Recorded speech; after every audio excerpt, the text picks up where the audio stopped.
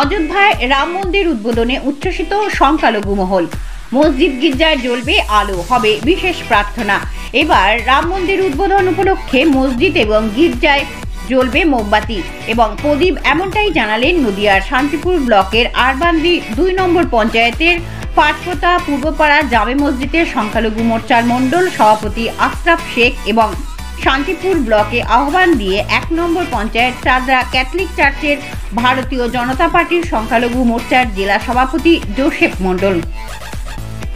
তারা জানান, আগামীকাল অর্থাৎ ২২শে জানুয়ারি সোমবার অযোধ্যার রাম মন্দির উদ্বোধন করেছেন প্রধানমন্ত্রী নরেন্দ্র মোদী। আর সেই আনন্দেই মেতে উঠেছেন গোটা দেশবাসী। শুধু হিন্দু ধর্মাবলম্বীকারী মানুষেরাই নয়, সংখ্যালঘুর সকল সম্প্রদায়ের মানুষেরাই তাতে খুশি, এমনটাই জানালেন তারা। আর সেই কারণেই আগামীকাল মন্দিরের পাশাপাশি শান্তিপুরের এই জামে মসজিদে এবং ক্যাথলিক চার্চেও জ্বলে উঠবে প্রদীপ এবং মোমবাতি। তারা জানান, ইতিমধ্যেই আমরা প্রত্যেক বাড়িতে বাড়িতে অক্ষত প্রসাদ বিতরণ করেছি এবং তাদেরকে অনুরোধ করেছি আগামীকাল ৫টি করে প্রদীপ জ্বালাতে। যদি প্রদীপের সমস্যা হয় তাহলে অন্তত ৫টি করে মোমবাতি যাতে জ্বালানো হয়। সংখ্যালঘু মোর্চার মণ্ডল সভাপতি আশরাফ শেখ বলেন, প্রধানমন্ত্রী নরেন্দ্র মোদী সমস্ত জাতিকে শ্রদ্ধা ও সম্মান করেন, আর তাতেই আমরা এই সিদ্ধান্ত নিয়েছি। উল্লেখ, আগামীকাল সনাতনী হিন্দু ধর্মের অত্যন্ত পবিত্র একটি দিন বলে মনে করছেন ভারতীয় জনতা পার্টি। তবে সনাতনী হিন্দু ধর্মের পাশাপাশি সংখ্যালঘু সম্প্রদায়ের মানুষেরাও একইভাবে আনন্দে উচ্ছ্বসিত, তা বলাই বাহুল্য। আরও বিস্তারিত জানতে চোখ রাখুন আমার বাংলার পর্দায়। পরিষ্কার করছি কি কারণে কালকে অযোধ্যায় রাম মন্দির উদ্বোধন হবে।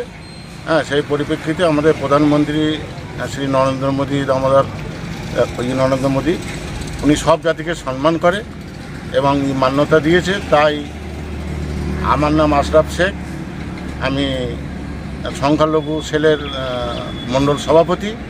এবার সেই হিসেবে আমরা আগামীকালকে রাম মন্দির উদ্বোধন হবে, সেই হিসেবে আমরাও খুশি। আমরা এখানে হিন্দু মুসলিম জাতি ভেদাভেদে আমরাও এখানে শান্তিতে আছি এবং তৃণমূল নামক এই দলটিতে এরা প্রচার করছে ভারতীয় জনতা পার্টি সাম্প্রদায়িক দল।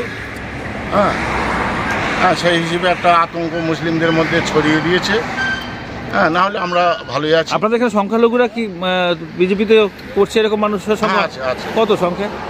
মোটামুটি আমার বুথে 500, আমার বুথে 350 মতো ভোট আমরা কালেকশন করি। নতুনই তো করছি আমরা, 350 ভোট আমাদের আছে।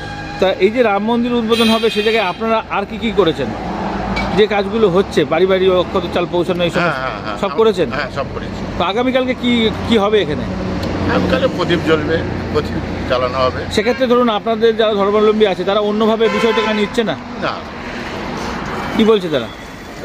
তারা তো একটু, যারা তৃণমূল আছে তারা তো বিরোধিতা করবে। সাম্প্রদায়িক বীজ বপন করছে মানে পশ্চিমবাংলার মধ্যে। তো সেক্ষেত্রে আপনারা কালকে তার মানে এখানে কি করবেন? আলাদা কিছু প্রার্থনা?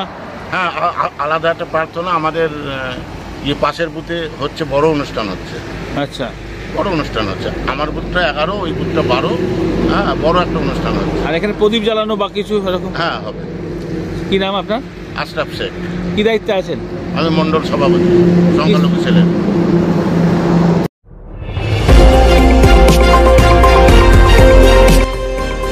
আমার বাংলা, সঙ্গে থাকুন, সঙ্গে রাখুন আমার বাংলা।